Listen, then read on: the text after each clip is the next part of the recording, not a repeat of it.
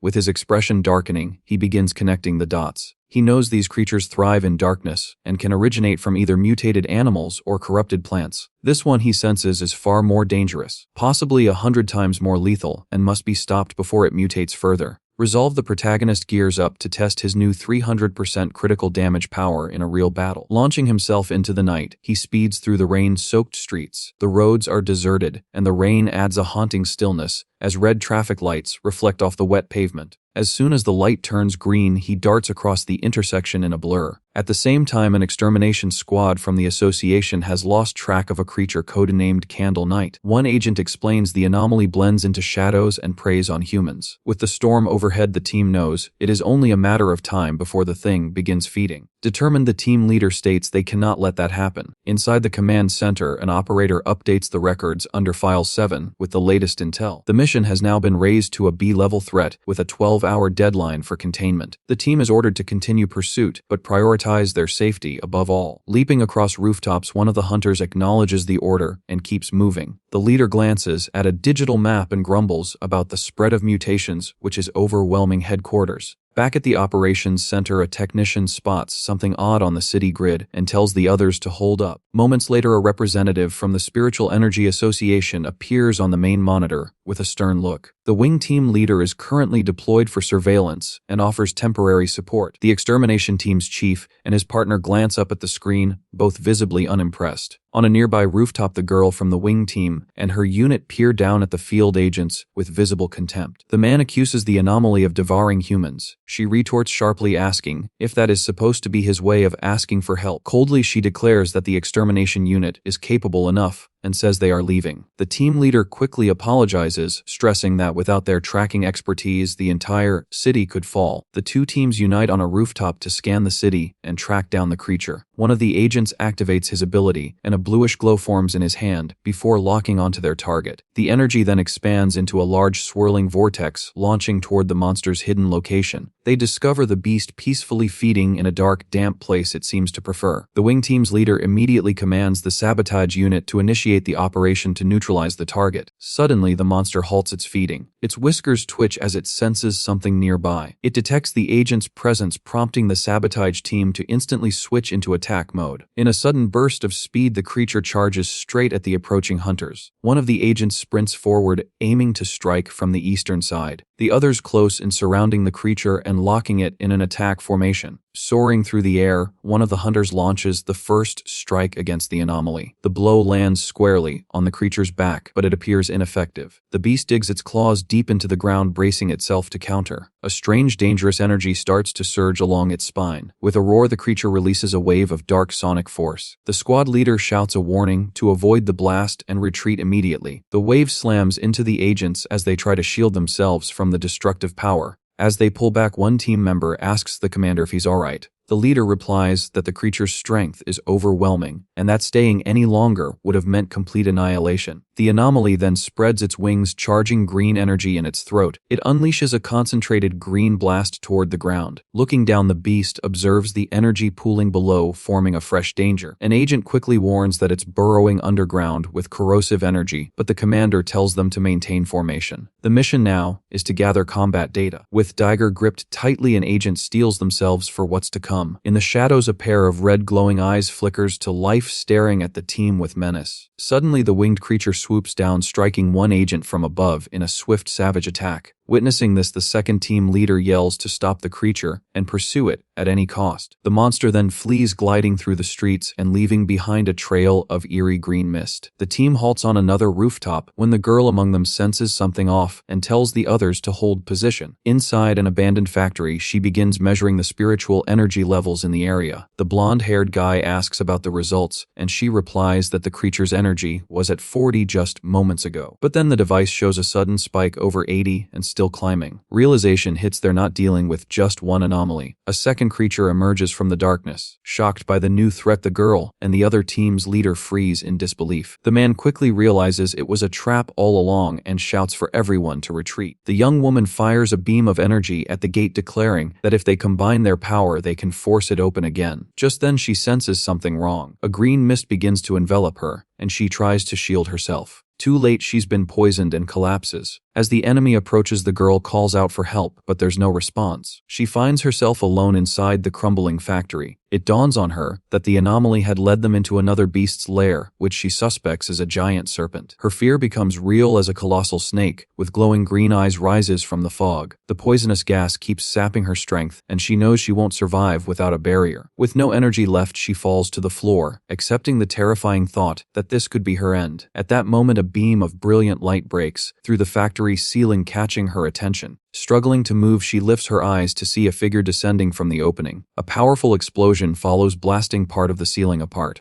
Amidst the falling debris, a silhouette emerges. She watches in awe from the floor, still overwhelmed by the surprise arrival. From above, our hero lands with a steady and confident presence. His boots strike the ground with impact as he prepares to face the new threat. Facing the monster, sword drawn, he remarks, "So this is a shadow-type anomaly." The giant serpent lets out a roar, baring its fangs as it readies to attack. From behind, the winged creature launches an ambush, but the hero reacts with a sharp kick, knocking it away mid-air. Still, the beast manages to clamp its jaws on his shoulder. Spotting the serpent still below, he realizes there are two enemies, one to lure and one to kill. With a grim smirk, he mocks the one on his shoulder, asking if it's got a biting fetish. Then he unleashes a blast of full thunder power from his hand to teach the beast a painful lesson. The surge of yellow lightning crashes into the serpent, triggering a massive explosion. Turning to the giant snake, the hero asks, "Are you afraid of fire?" The giant serpent lunged forward with a deafening roar, its massive jaws wide open, ready to devour its prey. Fang Yi moved with impressive agility, flipping through the air to avoid the attack, all while swinging his glowing golden sword. As he landed, he coolly addressed the beast, telling it to focus on his blade, a clear invitation to battle. The serpent hesitated, wary of the weapon's radiant glow. Seizing the opportunity, Fang Yi launched his counterattack. Soaring through the air, he struck the serpent's face with a devastating slash, his sword crackling with blue thunder energy. The impact was powerful, but the outcome was unexpected. Instead of shattering the monster's skull, its head split in two, peeling apart like it was shedding skin to reveal another identical head beneath. Landing gracefully, Fang Yi stared in disbelief at the bizarre transformation. The split head tore away completely, discarding its outer layer and unveiling the creature's true, restored form. As green energy surged through its neck, Fang Yi realized the battle was far from over. The serpent writhed in shock and pain as residual lightning from Fang Yi's sword surged through its body. It let out a furious roar, the thunder energy overpowering the dark forces within it. Watching the beast twist in agony, Fang Yi smirked slightly. He had the upper hand. He had already sensed that this serpent's dark aura was even more intense than Candle Knight's. He then revealed his strategy. When he struck with his sword, he had intentionally restrained the full power of his flame. Instead, he used the blade to conduct the thunder energy straight from his hand into the serpent's body. Comparing the two creatures, he understood this serpent was a more advanced and dangerous threat than Candle Knight had ever been. Then, a sudden sharp pain in his shoulder reminded him of the rat-like creature's bite. He gritted his teeth and looked down, noticing odd purple snake scales spreading from the wound. It made sense now, just as he had suspected. This was an intelligent mutated species. Its venom, delivered through its partner's bite, had a paralyzing effect designed for silent kills. Though the pain was intense, he also felt his golden sun breathing technique kicking in, actively resisting the venom. With a focused expression, he realized he had the perfect countermeasure. His yang flame energy could burn through the poison. The golden sun technique would protect and heal his body, while the thunder energy would cleanse any lingering toxins. As his powers surged within him, Fang Yi understood just how valuable this combination was. The blend of yang flame and thunder now worked as an internal alarm system, alerting him instantly to any poison. He considered himself fortunate. Others likely wouldn't have survived the serpent's stealthy venom. He figured the serpent had grown so massive by ambushing its victims. The image of a den filled with skulls flashed through his mind. With Candle Knight as the perfect decoy, the two monsters had formed a deadly trap capable of eliminating even elite pioneers. No wonder so many had vanished. But in the end, it was over. As he watched the serpent's enormous skeleton crumble into ash beneath his holy flames, Fang Yi felt a sense of closure. His inner fire had proven strong, but it was the triple critical impact from his new thunder ability that secured the win. He now felt confident. His combat skills were easily on par with top-level pioneers. He stood quietly for a moment, gazing at the dying flames. Just as he turned to leave, something made him pause. His hand stretched out instinctively. He could sense someone nearby. Narrowing his eyes, he turned just in time to catch a figure stumbling out of the smoke, coughing through the ash. It was Su Qingying. She stood silently, covered in dust and clearly exhausted, but alive. As the air cleared, Fang Yi saw the unconscious members of her squad surrounding her. Recognizing her as the association agent, he casually told her there was no need to pretend anymore. Her attempt to fake unconsciousness wasn't convincing. She blushed and covered her face, caught off guard. Realizing that this was the same mysterious pioneer she had been tracking, Su Qingying quickly made an excuse, saying the smell had woken her. But Fang Yi saw right through her. He acknowledged her efforts, noting that while the others were completely drained, she had cleverly saved a bit of spiritual energy to protect herself. If she had truly been knocked out, he reasoned, she wouldn't have noticed any smell. Flustered, Su Qingying muttered a soft thank you. Internally, she was stunned. He had figured her out entirely. She had, in fact, kept a small reserve of energy for emergencies. But what truly amazed her was how he had managed to take down both Candle Knight and the serpent on his own. Noticing her awkwardness, Fang Yi softened his tone. He gently told her not to hide her face and explained that all he wanted was for her to be honest with him and to keep his identity a secret. Once he confirmed that she and her team were safe, he said it was getting late and prepared to leave. Su Qingying called out to him, but he was already gone. With a grin, he said that explaining everything would ruin the surprise, then vaulted effortlessly through the hole in the factory roof and vanished into the night sky. As he sprinted across the rooftops, Fang Yi reflected on the battle. He was relieved that Su Qingying hadn't tried to absorb any of the monster's dark energy. He still remembered how cold and sickening it felt. He wondered why he himself couldn't absorb it. Perhaps the dark energy had already dispersed, or maybe his body instinctively rejected it. He decided to worry about it later. Back in the now silent factory, Su Qingying stared up at the moonlight pouring in through the hole Fang Yi had left behind. She sighed, disappointed she hadn't gotten a proper look at his face. More importantly, she realized he still didn't trust her or the association. Her moment of reflection was brief. Switching back into her leadership role, she strode over to the unconscious destroyer squad captain and gave him a few firm slaps. He groaned, slowly regaining consciousness, bruised and disoriented. As panic set in, he bolted upright, shouting that they had been ambushed. Su Qingying calmly stood by. The squad leader and his men finally saw what she already knew, the enormous charred remains of the serpent lying nearby. Their eyes widened in stunned disbelief. Still dazed, the leader asked what had happened and where the overwhelming yang energy had come from. Su Qingying explained that a powerful pioneer had intervened and saved them. She gave a well-prepared summary, stating that the person was likely the same figure from her original mission, a high-level individual with strong yang attributes. Her explanation left the team speechless. One member expressed disbelief that a single person had defeated both of those monsters. Su Qingying added that she hadn't managed to recruit him, and that he had even traced her location, making him even more mysterious. Returning to business, the squad leader asked about Candle Knight's body. He began using a green energy skill to cleanse the area, explaining they needed to recover any remains for the association. As the teams began their cleanup, the squad leader used a glowing green orb to collect what remained of the dark energy left behind. As he stepped forward, his foot crushed a small fragment of debris,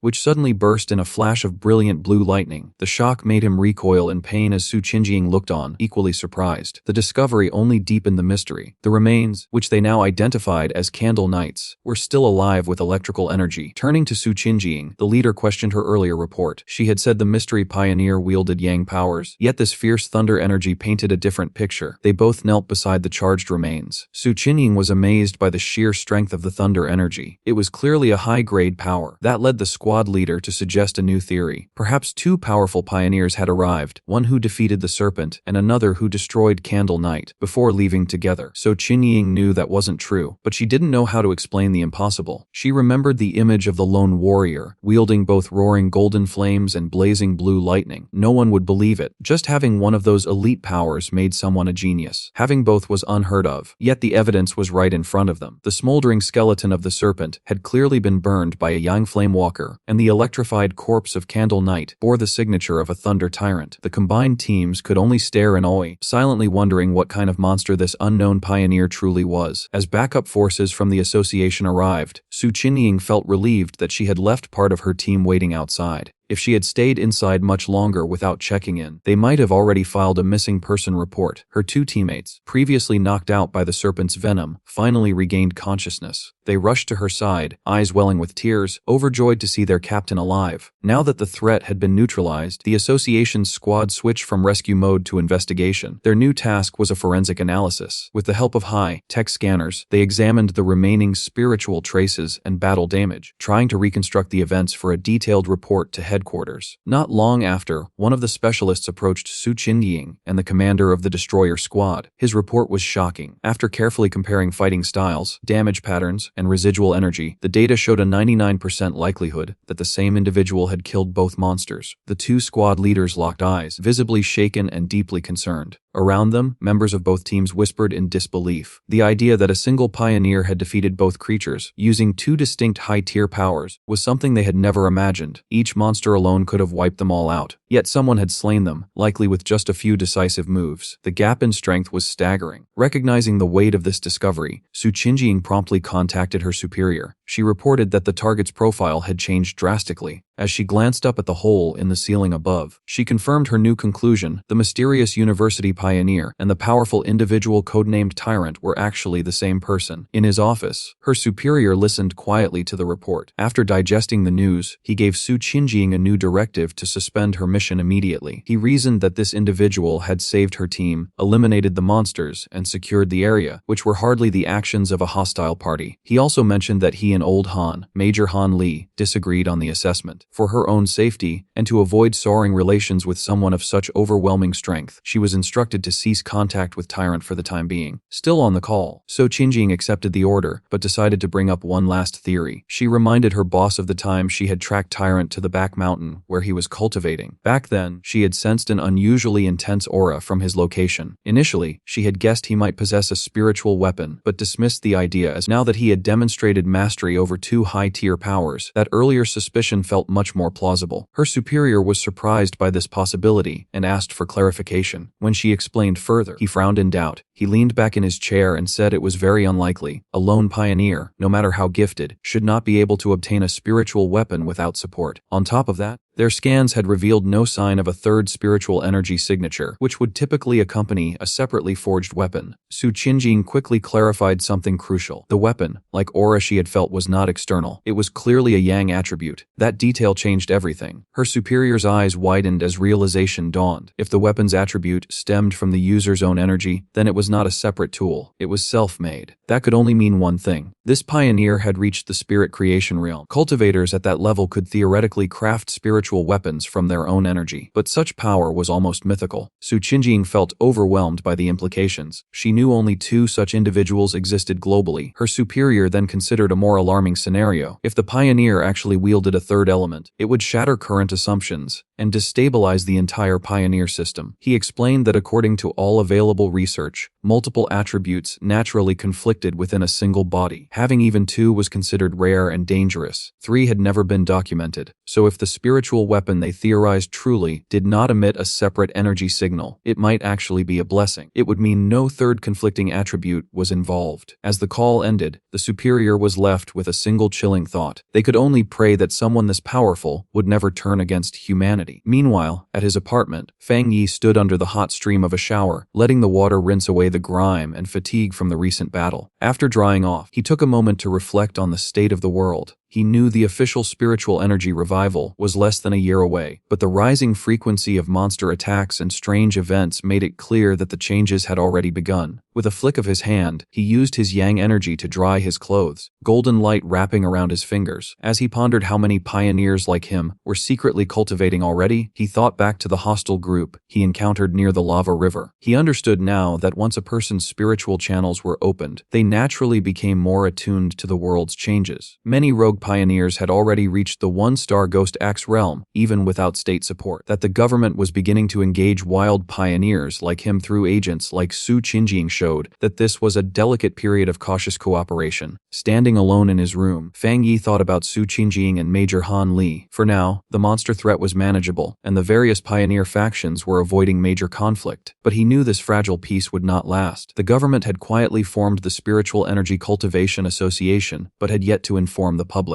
Their strategy was obvious. By addressing regional problems quietly and sending subtle warnings, they were trying to avoid panic. Despite his victories, Fang Yi's outlook on the future remained bleak. He believed the authorities were simply too hesitant to launch a full-scale cultivation movement. With such a massive population, the truth could spark chaos and mass death. Even official pioneers could not hold back the collapse if fear spread. He admitted the government's gentle approach was not wrong. Panic could do more harm than any monster, but what truly alarmed him was the rapid evolution of these monsters. It was happening far faster than expected. He reviewed the details of the creatures he had just fought. According to his system, they were tainted with dark energy, specifically a subbranch called Shadow Attribute. It was deadly to pioneers, and something he currently could not absorb. They were more intelligent than typical beasts, capable of setting traps and working together to hunt humans. Yet, in Fang Yi's eyes, they were still minor threats compared to the dark-type monsters from his past life, the kind that could obliterate entire nations. This recent encounter was a harsh reminder of what was coming. Without his presence, Su Qingying's entire unit would have been slaughtered. One line from the system gave him hope. The dark attribute was only temporarily unabsorbable. That suggested he might one day gain the ability to wield it himself. If so, that power could become a key advantage in the future. He went over his current strength. He had mastered the golden sun breathing technique of the yang attribute, the divine thunder tempering